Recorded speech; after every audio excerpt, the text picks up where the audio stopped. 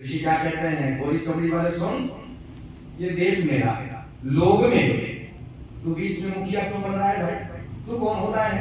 अरे यानी मेरे लोगों के बीच में जाकर के मुझे धर्म प्रचार करने में क्या परेशानी हो सकती है? तू 7 समुद्र पार करके यहाँ आकर के अपने राज्य को चला रहा है। और याद रखना, ये हिंदू जाति ही एक ऐसी हो सकती है जो अपनी हार पर भी खुशियां मनाती है। एक अंग्रेज इतिहासकार लिखता है ऐसा, क्या लिखता है? जिस दिन कलकत्ता पर विजय प्राप्त की थी उस दिन लड़ाई हुई ही नहीं, मुट्ठी भर लोग थे, लड़ाई हुई नहीं, और कलकत्ता पर याद रखना विजय भी प्राप्त कर ली।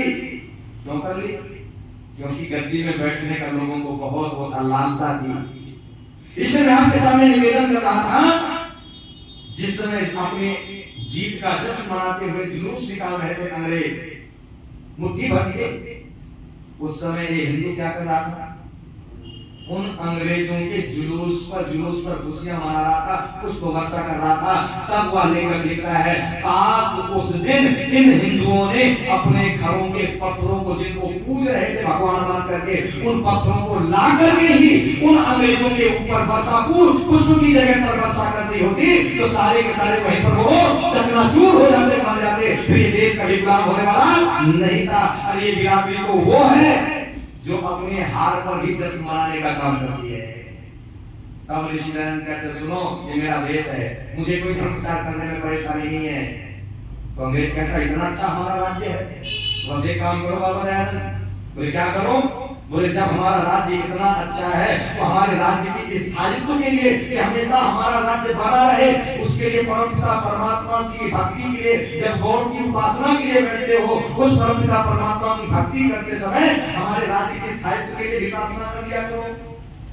तो इसलिए हम क्या कहते हैं, सुन गोरी चमड़ी वाले, मैं उस परमपिता परमात्मा से रोज प्रार्थना करता हूँ, और क्या प्रार्थना करता हूँ कि जितना जल्दी हो सके ये अंग्रेज मेरे देश को छोड़ करके अपने वतन को वापस लौट जाए। इतनी बात कहने की हिम्मत किसी की वो नहीं होती थी। ये बात तो कोई दयानंद जैसा फकीर ही को कह सकता है, जिसे किसी का भय न हो। इसलिए मैं निवेदन कर रहा था, ऋषि दयानंद वहां पर उपदेश देते हैं, संध्या पर भी लोग आते हैं, और उसी समय सरदार भगत सिंह के दादाजी का यज्ञोपवीत संस्कार वहीं पर होता है। और किसके हाथ से होता है? ऋषिदेव दयानंद के हाथों से होता है। और उस दिन यज्ञ करने का वो संकल्प लेते हैं, और कैसी श्रद्धा यज्ञ के प्रति उनके दादा सरदार भगत सिंह के दादाजी के मन मस्तिष्क में है। जब यज्ञ कुंड कहीं ले जाने का अवसर मिलता है, यज्ञ कुंड हाथ में लटका करके लेकर के नहीं जाते, कहाँ रखते हैं?